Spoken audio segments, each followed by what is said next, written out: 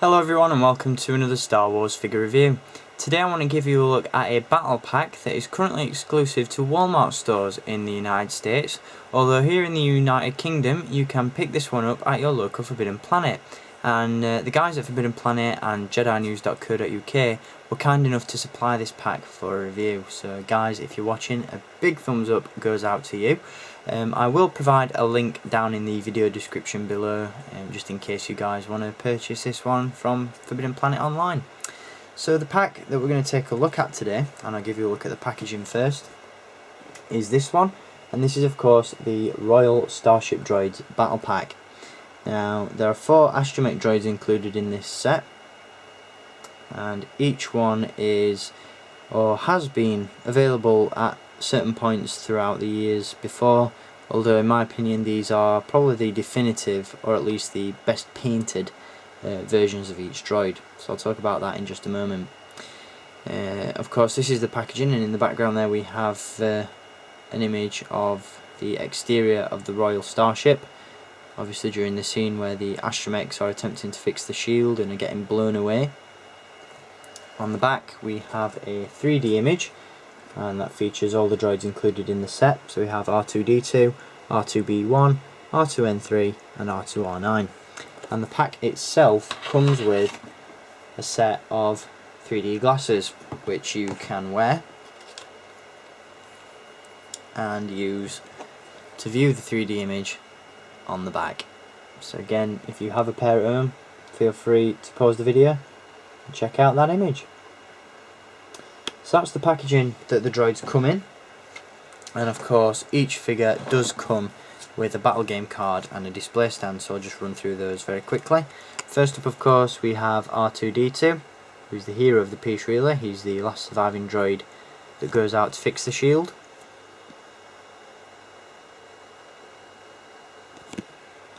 Next up we have R2-B1, the very brightly coloured, vibrant droid.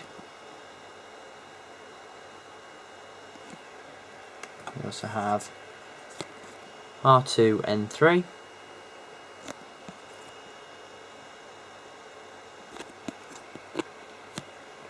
and finally R2-R9.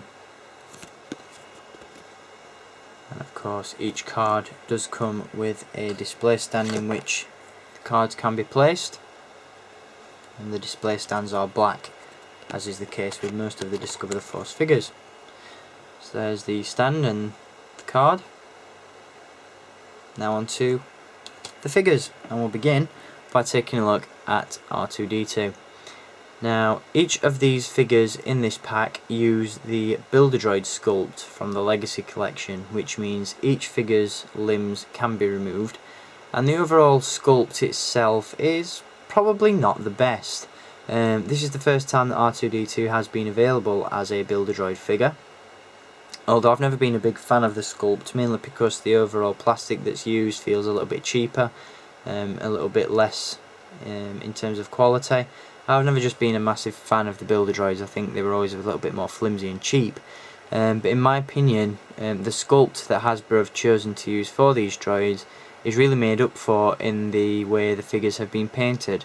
In my opinion, this is probably the best R2-D2 figure in terms of deco, because I absolutely love the way that Hasbro have painted the dome, and the blue that they've used on this figure is very nice as well. So big thumbs up goes out to Hasbro for creating a superb R2-D2 figure. Each droid in this set comes with a droid harness, and that can be adjusted to release each droid as you see fit. In terms of articulation, each Astromech has a swivel dome, swivel hips and hinged ankles, as well as a removable third leg, which are wheeled on the bottom. The one cool thing about these Build-A-Droid parts is the fact that yes, you can remove the limbs, but that never really appealed to me. You do have these rather large holes on the side, which were supposed to allow for added customization or customability. I don't know really what you want to call it. But I was never a big fan of that. The only thing that I really liked about the removable parts on these droids was the fact that you could pop off the dome and expose all the wiring and circuitry that's underneath, which is quite cool. So that's R2-D2. And before we move on to the next droid, we'll take the traditional HD zoom in on this guy and give you a better look at him in full on high def. Really nice looking droid. Very impressed with this one. Absolutely love the inclusion of the droid harness as well. So he gets top marks in my book. Very cool figure overall.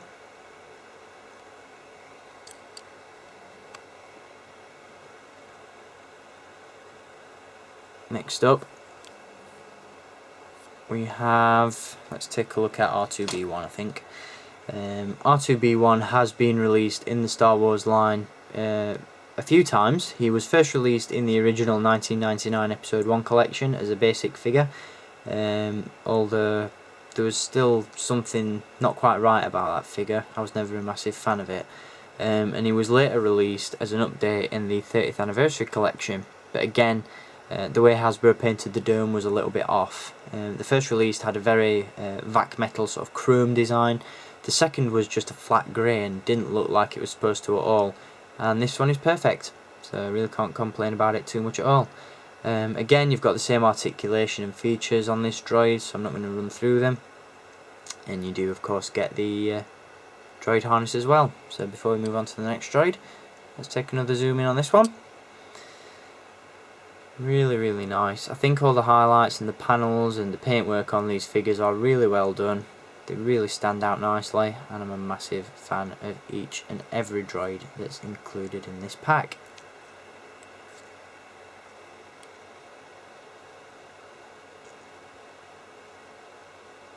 So there's R2-B1. Next up we have R2-N3, not to be confused with R2-A6, who is Rick Olley's droid and shares the same colour scheme as R2-N3. Again, same articulation, same features and same sculpt, so I'm not going to run through that. But again, you've got some fantastic paintwork on this one. Really well done decoration. And the droid harness is included as well. So again, before we move on to the next droid, another zoom in is necessary. Hopefully getting to pick up all that detail on the camera. Really nice figure. Absolutely love each and every one of these droids. So there is R2-N3.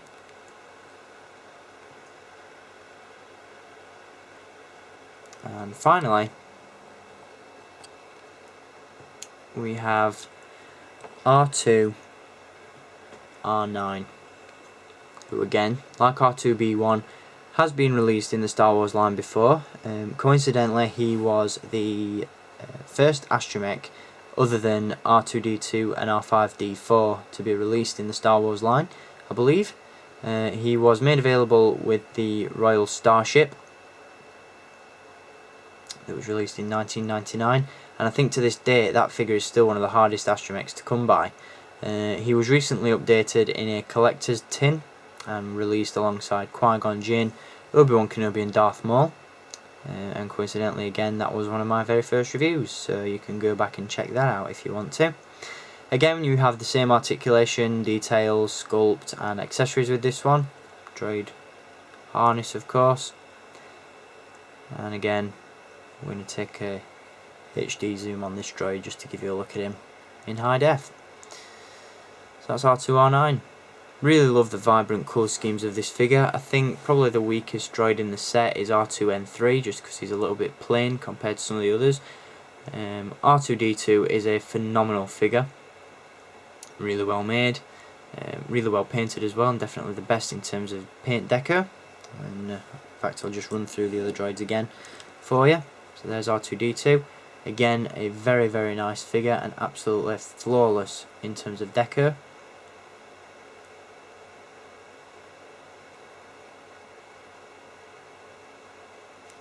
We then have R2-B1. Very vibrant, very bright, really in your face. And again, very well painted.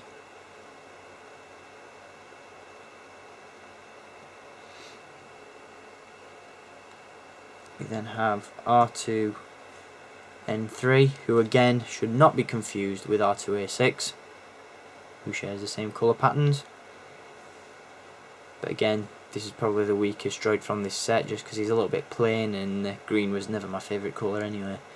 So there we go, that's R2-N3, and as I was giving you a look at before, I showed you the other droids, we have R2-R9. So each figure in this set is practically flawless. I don't have a bad thing to say about any of them, and if you don't already own these versions of each droid, then you should definitely look to pick this set up, because it's 100% worth every penny. So there we have R2-R9 and R2-N3 side by side again.